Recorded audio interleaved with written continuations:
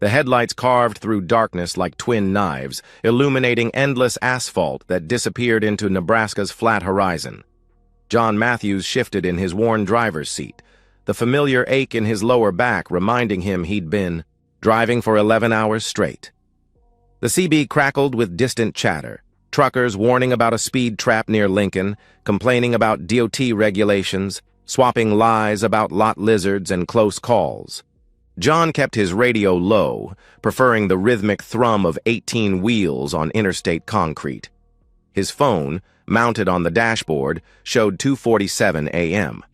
Karen would be asleep now, curled on her side of their queen bed, probably wearing that old Huskers t-shirt she'd stolen from him years ago.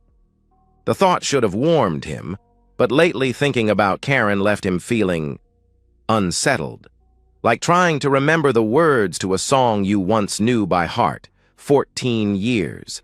That's how long they'd been married, met at a truck stop diner, outside Omaha where she waitressed nights.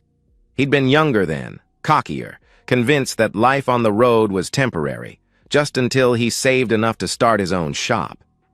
She'd refilled his coffee 4 times that first night, each time lingering a bit longer, until finally she'd asked if he planned to drink the whole pot or if he was just killing time. "Depends," he'd said back then. "When do you get off?" Now. Rolling through the darkness at 70 miles per hour, that memory felt like it belonged to different people. The shop never materialized. The road became his life. 2 weeks out, 3 days home if he was lucky.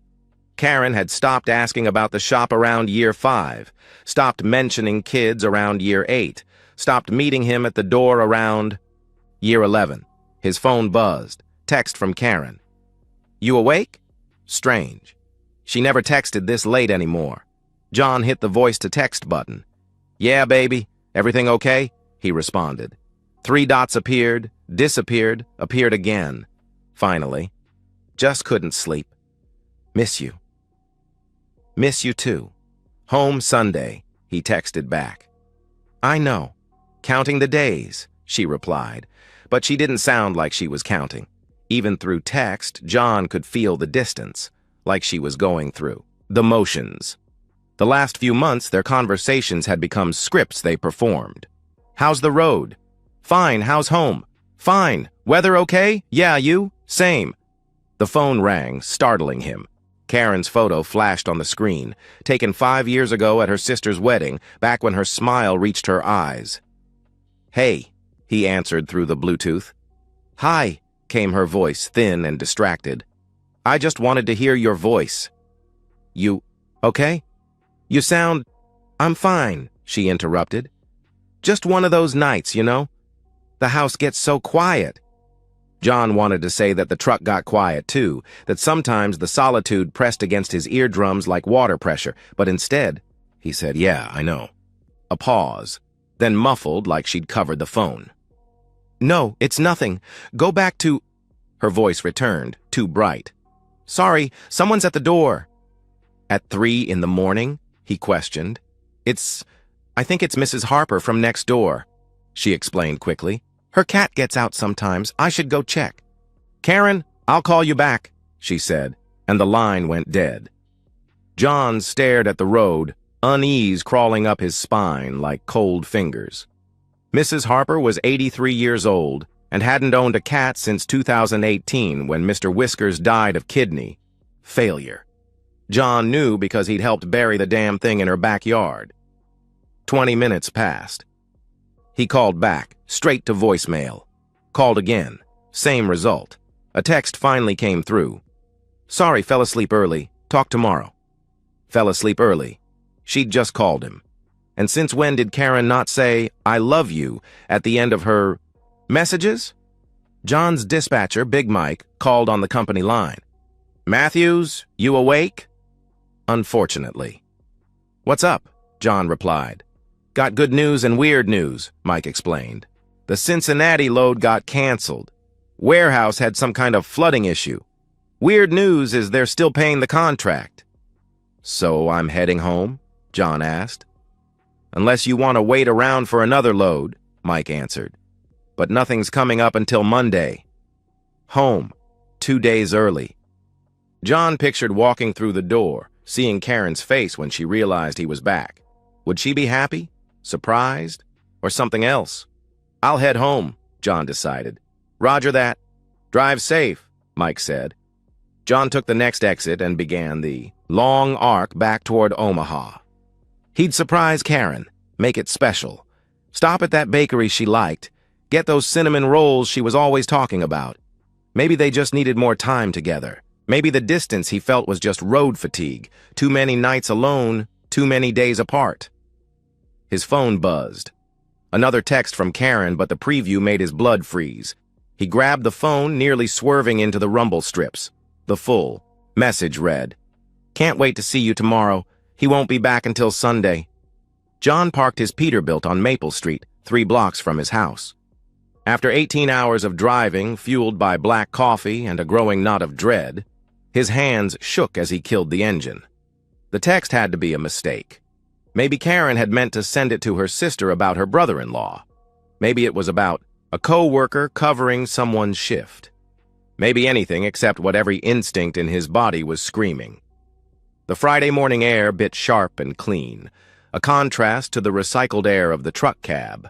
John walked slowly, his steel-toed boots heavy, on the sidewalk. The neighborhood slept around him, porch lights off, newspapers still in driveways, not even the Daniels' psychotic terrier awake to bark at him. As he turned onto his street, John stopped. A silver Infiniti sedan sat parked 4 houses down from his. Nebraska plates, but not one he recognized. Could belong to anyone. New neighbor maybe, but something about it, too clean, too expensive for this neighborhood, made his jaw clench. John approached his house from the side yard, using the spare key hidden under the fake rock Karen always said was too obvious. The garage door opened. Silently, he'd fixed those hinges last time home, and he stepped into familiar darkness that smelled wrong. Cologne, not his. He hadn't worn cologne in years. Something expensive and trying too hard. The mudroom told more of the story. A man's jacket hung on the hook beside Karen's purse, charcoal gray wool, designer label he couldn't pronounce. John touched it, ran his fingers along the fabric. Real wool. Probably cost more than he made in a week.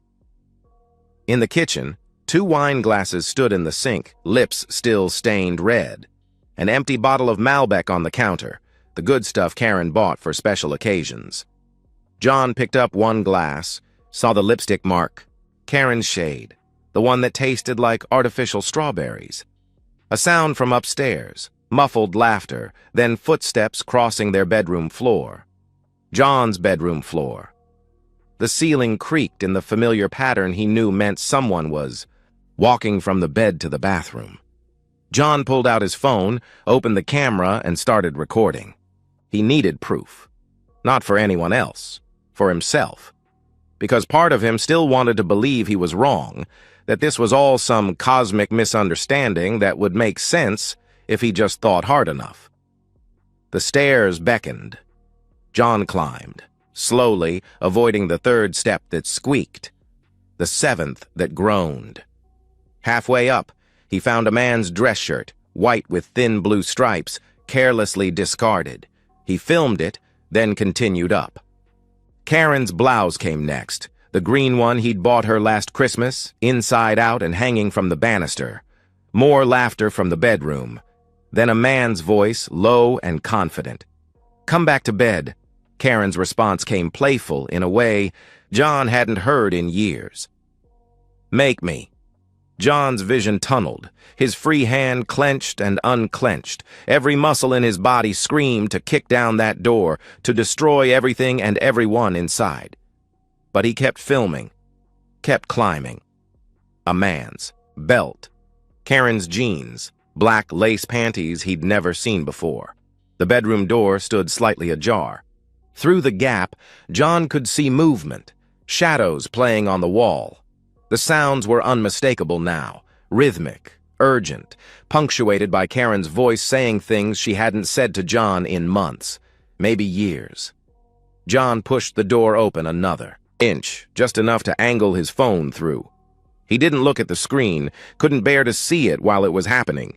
He just held the phone steady, recording for 30 seconds that felt like 30 years. Long enough? More than enough. He retreated silently, his body moving on autopilot while his mind processed what couldn't be unprocessed. Downstairs, John walked to the living room, to his recliner, the one Karen always complained about but he'd refused to replace. He opened the drawer in the side table and retrieved his Glock 19, checked the magazine, chambered around. Then John sat down in his chair, gun in his right hand, phone still recording in his left, and waited. The ceiling creaked again. More footsteps. The toilet flushed. Karen giggled, actually giggled, like a teenager. John stared at the ceiling, tracking their movement by sound, mapping their betrayal in squeaks and footfalls. His phone vibrated. A text from Karen. "Miss you, babe. House is so empty without you." John's knuckles whitened around the gun. 43 minutes. That's how long John sat in his recliner, listening to his wife and another man in his bed. He counted every second, using the numbers like a mantra to keep from storming upstairs. The gun grew warm in his hand, its weight, both comforting and terrifying. The phone kept recording, though he'd long since lowered it to his lap. During those 43 minutes, John's mind cycled through 14 years of marriage, searching for signs he'd missed. Late nights at her book club that he now doubted existed. The gym membership she'd gotten last year, coming home flushed and showered. Business trips for a receptionist job that shouldn't require travel. How stupid had he been? How blind? Finally, footsteps on the stairs. Karen's laugh floated down, carefree and genuine in a way he hadn't heard in forever. "I need coffee," she called out. "I want you back in bed," the man replied, his voice smooth, educated. "Coffee can wait." "You're insatiable," Karen teased, and John heard the smile in her voice. They appeared on the stairs, still adjusting clothes, Karen in John's old flannel shirt, his favorite shirt, and the man in boxers and the dress shirt from the stairs, unbuttoned. He was everything John wasn't. Tall, lean, professionally soft with a $30 haircut and manicured hands. The kind of man who'd never changed his own oil or loaded his own truck. Karen saw John first. The transformation of her face would have been comical if it hadn't been destroying everything, from satisfied glow to confusion to recognition to pure terror in under 2 seconds. The coffee mug she'd been carrying shattered on the hardwood floor. "John?" she whispered. Like saying his name quietly might make him disappear. The man, this piece of shit in John's house, wearing John's shirt, stopped mid-step, his hand tightening on the banister. "Who?" "Sit down," John interrupted, his voice steady, almost conversational, as he raised the Glock. "Both of you! On the couch! Now!" "John, please, I can explain." Karen started. "Sit! Down!" he repeated firmly. They scrambled to the couch, the man's hands already up in surrender, Karen pulling the flannel tight around, herself as if it might protect her. They sat close, but not touching, and that small distance between them said everything about what this was. Not love, just intimacy. John kept the gun trained on them while he set his phone on the coffee table, still recording, angled to capture. All 3 of them. "How long?" John asked. "John, please, put the gun down and we can talk," Karen pleaded. "How?" "Long," he repeated. Karen's face crumpled. 8 months. Closer to a year, the man corrected, and Karen shot him a look that could have melted steel. Even now, John noted she was trying to minimize it. "What's your name?" John asked the man. "Derek." "Derek Morrison," he answered nervously. John knew that name. From the real estate office, the one who sold the Harper's house. Derek nodded, his Adam's apple bobbing. "How many times?" John asked Karen. "Does it matter?" She deflected. "Every question I ask matters." "How many times?" Karen looked at the floor. "I don't know."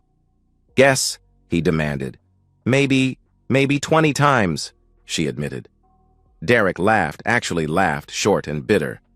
"Try twice a week since January." John did the math. Over 80 times. In his bed, in his house, while he was on the road earning the money that paid for this house. Who else knows? He continued. Nobody, Karen said quickly. Too quickly. Who knows? He pressed. My sister, she admitted. And Derek's friend Brian. That's it. Your sister. John felt something break inside his chest. The one who had us over for barbecue last month? Smiled at me, served me potato salad, knew the whole time? Karen nodded, tears streaming now. Tell me why, John said. And don't you dare say it just happened. Karen looked up, and for a moment, John saw a flash of the woman he'd married. Then her jaw set in a way he recognized, defensive, ready to fight. You were never here, she said. 14 years, John, and you were gone for 12 of them. I was lonely. So you spread your legs for the first asshole in a suit who paid attention?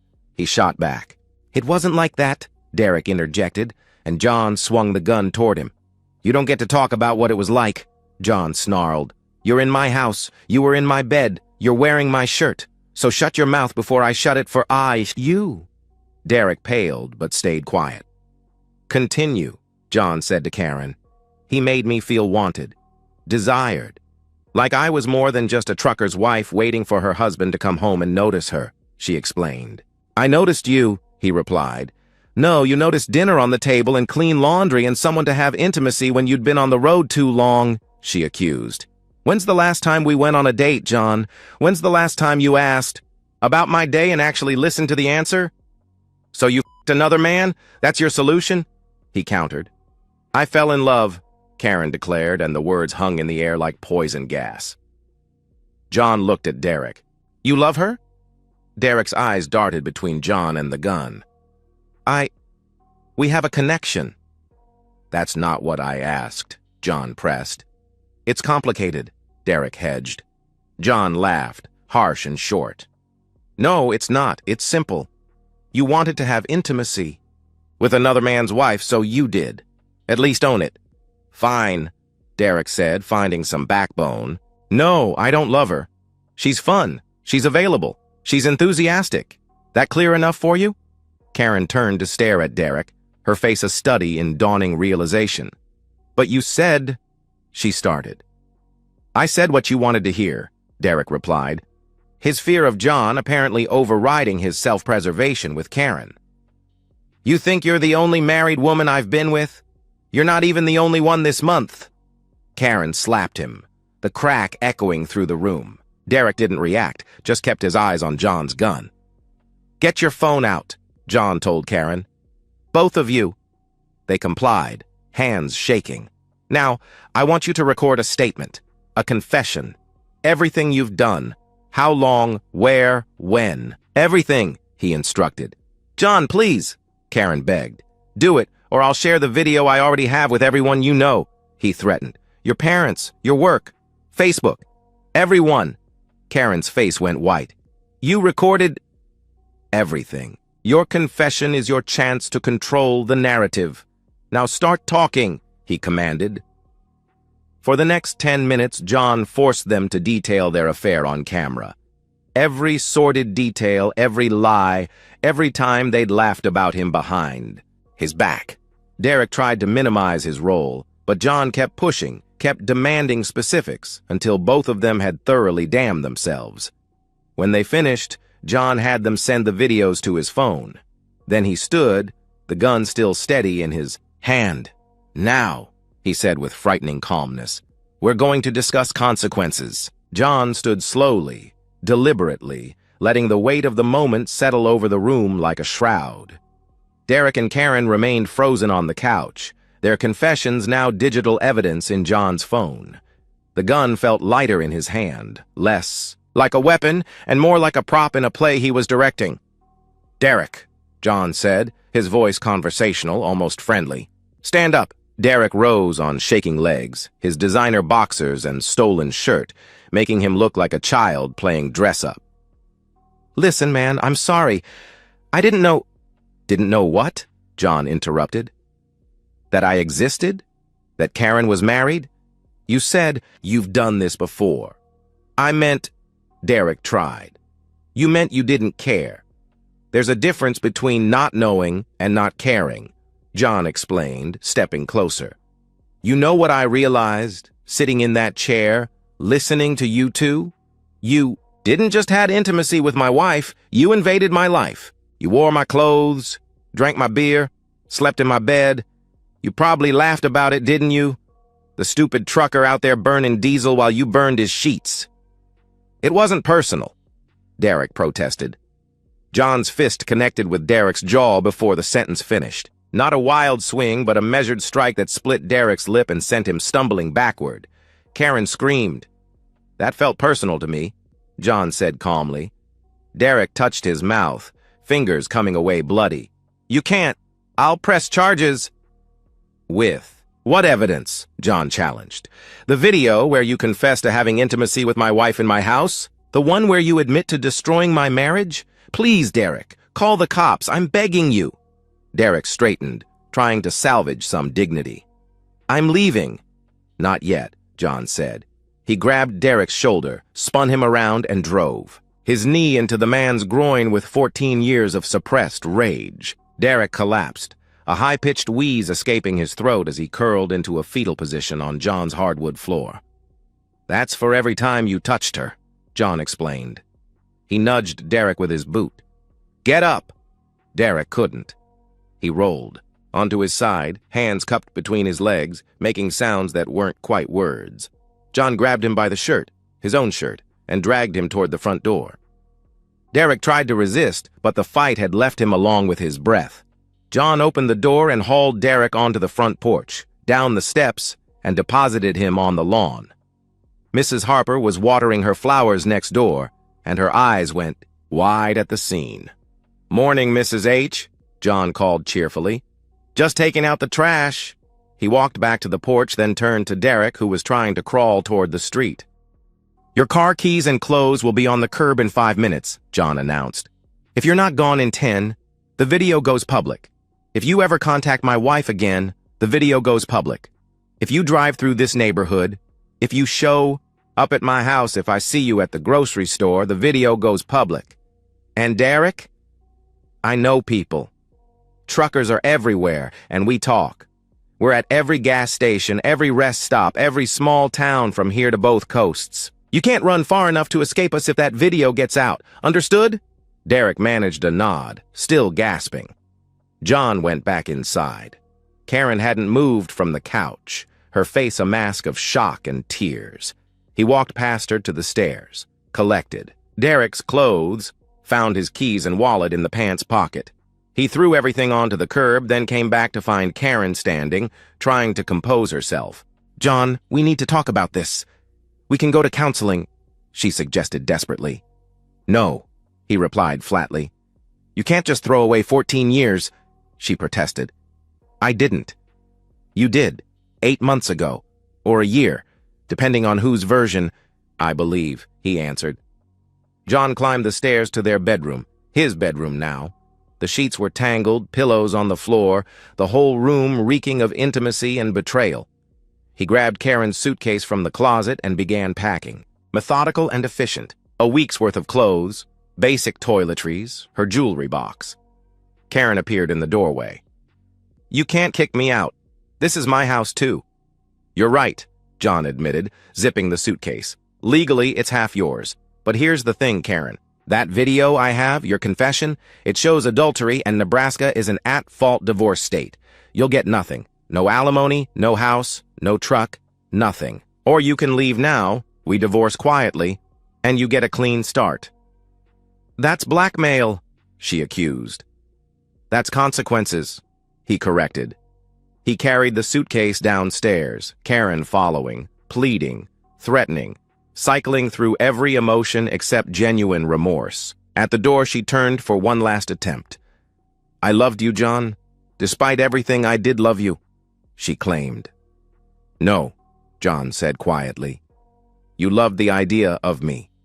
The safety I provided, the house I paid for, the life I built. But me? The actual man? You didn't love me enough to keep your legs closed while I was working to provide for us. You're going to regret this. You'll be alone, she warned. I've been alone for years, Karen. Difference is now I know it, he replied. He handed her the suitcase and her purse. She stood on the porch, looking lost, like she couldn't quite process how her morning had gone from post-coital bliss to homeless in under 2 hours. Where am I supposed to go? She asked. Derek's probably still crawling to his car.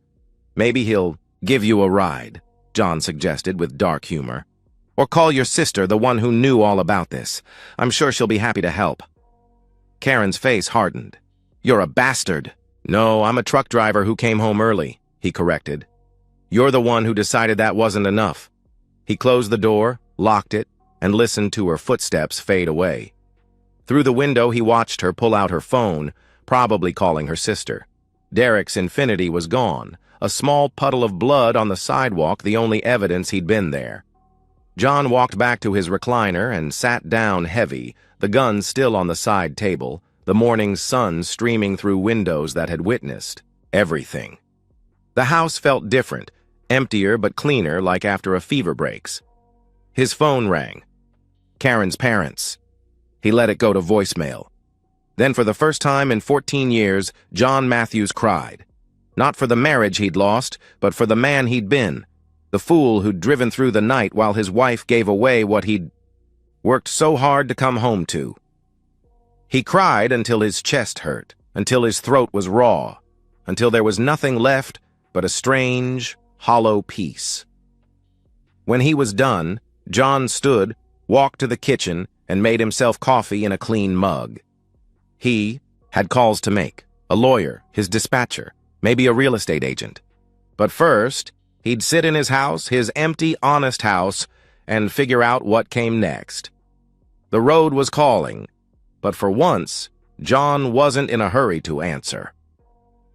6 weeks later, John guided his Peterbilt through Wyoming's high country, the Rockies, rising like ancient guardians against an October sky. The divorce had been finalized yesterday, the fastest his lawyer had ever seen, he'd said. The video evidence had been compelling, a word that meant Karen's attorney had taken one look and advised her to accept whatever terms John offered. She'd gotten her clothes, her personal belongings, and $5,000, enough for a fresh start, but not enough to matter. The house was John's, along with everything in it. He'd already listed it with a different real estate agency, one that didn't employ Derek Morrison. Derek himself had vanished from Omaha like smoke. Word traveled fast in their social circle, and the video John had shared with select individuals, just enough to ensure the truth was known, had made Derek radioactive. Last John heard, Derek had moved to Kansas City trying to rebuild his reputation in a market that didn't know him as the home wrecker who'd gotten his ass kicked by a trucker. Karen had moved in with her sister initially, but that lasted exactly 9 days before they'd had a falling out. Apparently, Derek had been telling the truth about not being exclusive. Karen's sister discovered he'd been texting her as well, testing the waters for his next conquest. The sisters hadn't spoken since. The surprising support had come from Karen's parents. They'd called John after the divorce was finalized, not to plead their daughter's case, but to apologize. We raised her better than this, her father had said, voice thick with disappointment. You're a good man, John. We're sorry she couldn't see that. They still sent him Sunday dinner invitations, which he politely declined. Some bridges, once burned, were better left as ash. Big Mike had given him the long-haul routes he requested, coast to coast, 3 weeks at a stretch. The solitude that had once felt like punishment now felt like therapy. Every mile put distance between John and the man who'd sat in that recliner, gun in hand, world collapsing. He wasn't running from it. He was metabolizing it, converting pain into forward motion. The CB crackled with chatter, truckers warning about weather ahead, a roadside inspection station, the usual brotherhood of the highway. John had told a few of them his story during late-night drives, and word had spread the way trucker stories do. Embellished here, condensed there, but essentially true. He'd become something of a legend, the driver who'd caught his wife cheating, and handled it like a man. No violence against her, no murder-suicide headlines, just cold, calculated justice. "That's how you do it, brother," an old-timer had told him at a truck stop in Salt Lake. "You kept your cool, kept your dignity. That's worth more than any revenge." But it had been revenge, John knew. Not the hot, violent kind that landed you in prison, but the cold kind that left your enemies alive to suffer the consequences. Karen was working as a waitress now. Her office job had mysteriously ended after the scandal broke, living in a studio apartment on the wrong side of town. She'd tried dating, but in a city like Omaha, everyone knew someone who knew the story. The cheating wife who'd mocked her trucker husband while fooling around. That reputation would follow her for years. John pulled into a rest stop as the sun began its descent behind the mountains. He needed to check his logs, maybe grab something to eat from the vending machines. As he climbed down from the cab, his phone buzzed. A text from an unknown number. "I'm sorry. I know it doesn't matter now, but I wanted you to know. I'm sorry for everything." John stared at the message for a long moment, then deleted it. He didn't need her apology.